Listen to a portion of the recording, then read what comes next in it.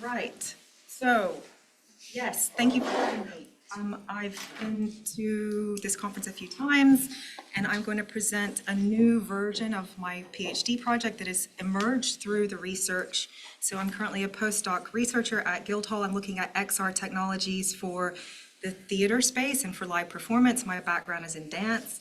I'm also looking at XR technologies as a new form of creative therapeutics, or potentially to be an adjunct or a complementary experience to go with more traditional forms of therapy. So this is my PhD project, Array Infinitive. I was looking at gestural audiovisuals, VR performance, and live sound making in VR. So I wanted to test if we could create what Erica Fisher-Licht calls a moment of enchantment when a room or a performance space has a live performance activation in it. When someone starts performing in a space, she says that it becomes enchanted, it becomes activated. So I wanted to see, could we achieve that despite the hardware?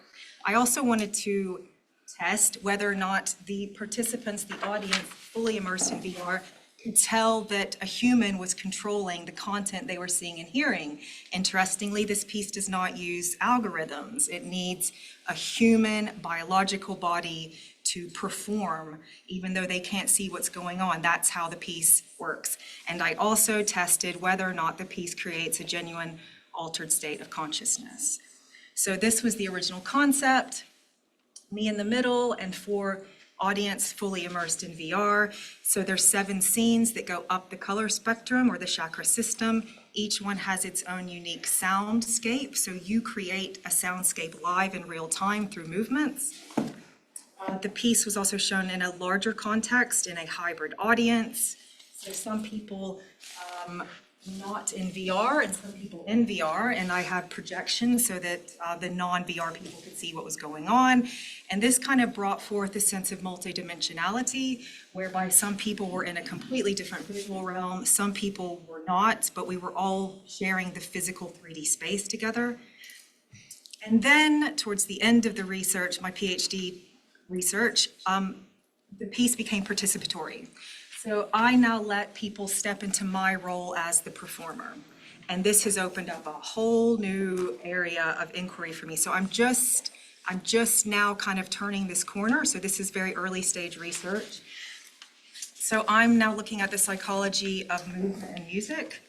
And these are some of my initial research into this, but many languages don't have a separate word for music and dance.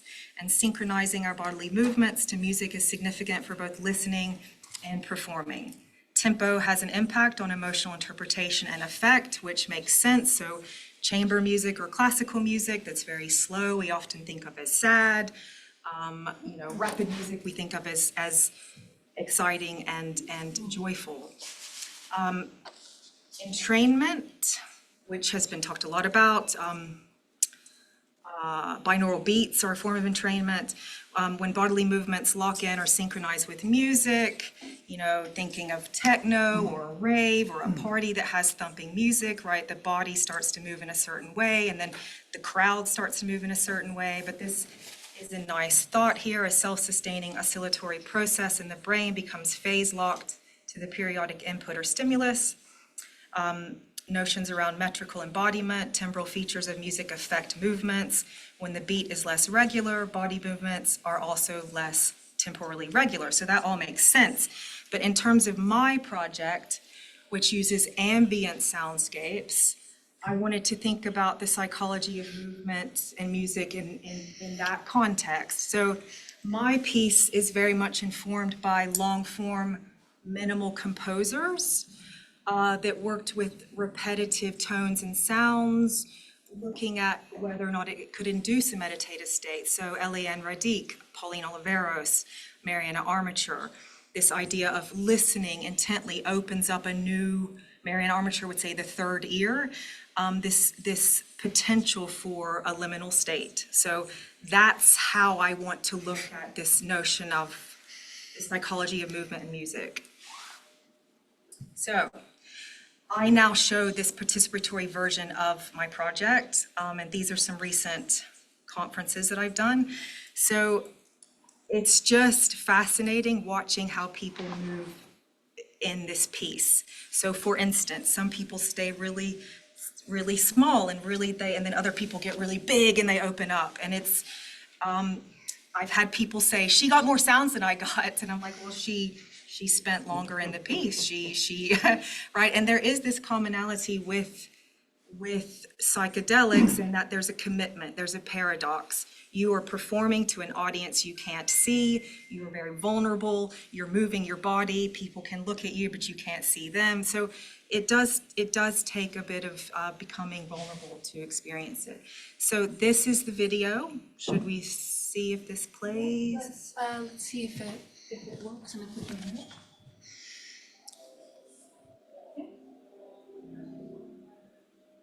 It's okay, it's not feeding back. You can make it louder as well, because then the speakers will pick it up.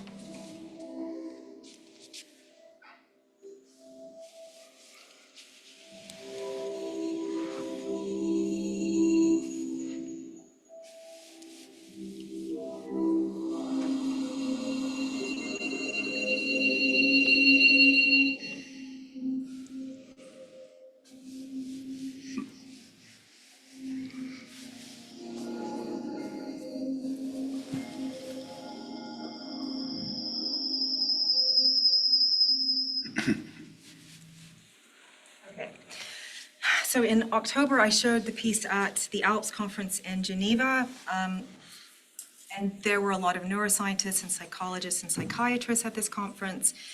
She was amazing, this woman. She is a Scottish psychiatrist that lives in Switzerland, but she's also a dance therapist. But what was interesting about this conference that was a little bit different to breaking convention is that they were very quick to tell me that I was an artist, and kind of put me in the artist box. And it was also funny because they would say, I'm a neuroscientist, but I also do Reiki. And I thought, okay, so maybe there's room for everything, right? So I'm now actively looking for collaborations with neuroscientists, with therapists, with retreat centers. So this person, at this point, was about to go be one of Robin Carhart-Harris's PhD students. And she was a dance therapist, and the lady on the right is a neuroscientist and a doctor. This is a little clip. So they put me beside the DJ booth. So this piece doesn't usually use headphones, but I had to use it in this instance. Again, how people explore using their body. Okay, so perceptual production, embodied cognition, so reciprocal influence between movement, perception, and activation of motor brain areas during rhythmic perception. So Linan and Mays, so he's at the University of Ghent, are doing a lot of work with embodied cognition. And they suggest that our developed associations between motor output and the sensory input creates an integrated network underlying both music production and music perception. And Raybrook asks these questions that are relevant. Is music something that's out there? Is it a kind of artifact that is reified or objectified and that can be dealt with in a static way? Or does it rely on processes which call forth interactions with the sounds?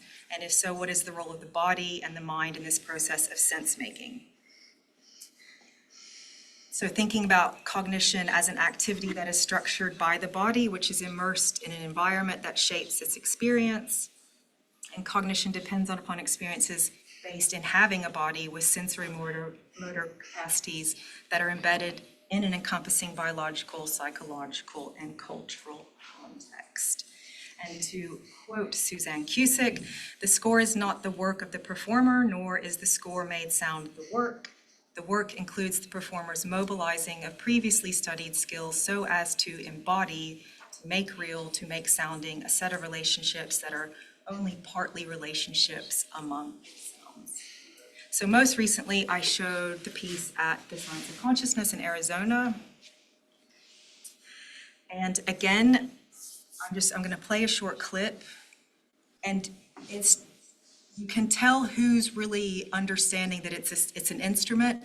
There's what Jonathan Stern calls an audiovisual litany with this piece, right? You're fully immersed in a different visual landscape. there's particle trails that you're generating live, but then also your body is an instrument. So you start to realize, oh, if I do this, oh, and then if I put that, oh, and so there's a lot going on, but you can start to see who is playing the instrument and who isn't. And there's no right or wrong. It's just interesting.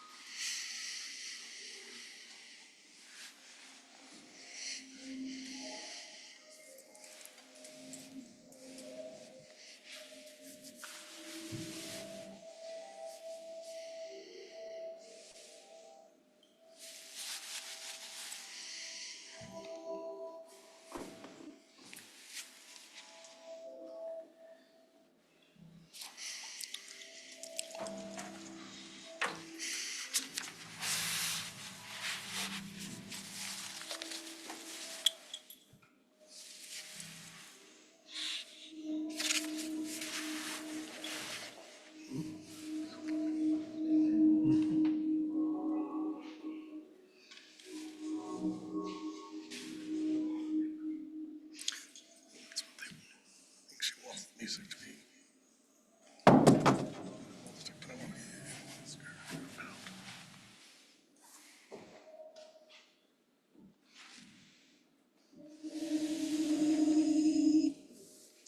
Okay, so one of the clips had this lady, Sunny Lee McKellar, and she's a psychotherapist and then also a registered ketamine integrated therapist. I didn't know that existed in the States. I had no idea. Yes, so it was her first time in VR ever. She spent quite a long time in VR, and at one point she said, I feel like I'm being creative. And I said, well, you are. And it was just this moment where I realized people don't allow themselves to be creative. And we had a meeting, and she listed these areas that she feels this work could potentially be of benefit to her patients or clients. In the form of trusting themselves, of being more open to the experience, which generates confidence, going back to that kind of vulnerability topic, a sense of letting go, and creating the ability to self-express. So these are the common themes she comes up against with her clients, and she really could see the potential benefits of working with this other, perhaps strange modality. She's in the States, but I would love to collaborate with someone here. So also in the clips, this is Jeff Holler, and he's a Feldenkrais method specialist. I don't know a huge amount about this method, but it is an exercise therapy, movements that aim to sort of create awareness through movement. So that kind of spurred on, I would love to work with the dance therapist, basically. And this is also interesting. So just from oral feedback through research studies and field work, I've had a lot of feedback from the neurodiverse community and people in recovery. And they have shared with me that they really connect with it and could see potential benefits. So these are two other communities I'm actively seeking to collaborate with. I've had a meeting in London with a charity that works with people in recovery. So hopefully we can get sort of a workshop situation together. So the last few thoughts on embodied music cognition. Bodily involvement is crucial in human interaction with music and our understanding of it. Bodily involvement shapes the way we perceive, feel, experience, and comprehend. And so the music cognition people are now also calling it cognition in interaction. Music perception is a result of an interaction of the perceiver state of being with the states of the musical environment, and they talk about these two areas: enactment, a way of realizing an intentional outcome, and expression, a foundational characteristic of musical communication. And these sorts of bullet-pointed areas within this research: music as a sounding art, the process of dealing with music, the role of the musical experience, and the process of sense-making while dealing with music. Again, back to this body-mind-music ecosystem. And then finally, this quote here: as we look further into the future, mapping the connectome of human brains will help to map connections between neurons and promises to inform a deeper understanding of musical behaviors and chemistry or anatomy alone can reveal.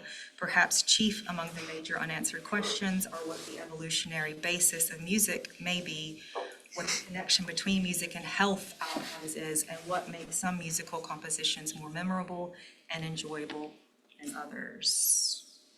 So, yeah, if there's any communities you think I should speak to, please let me know, get in touch. There's some details. Thank you very much.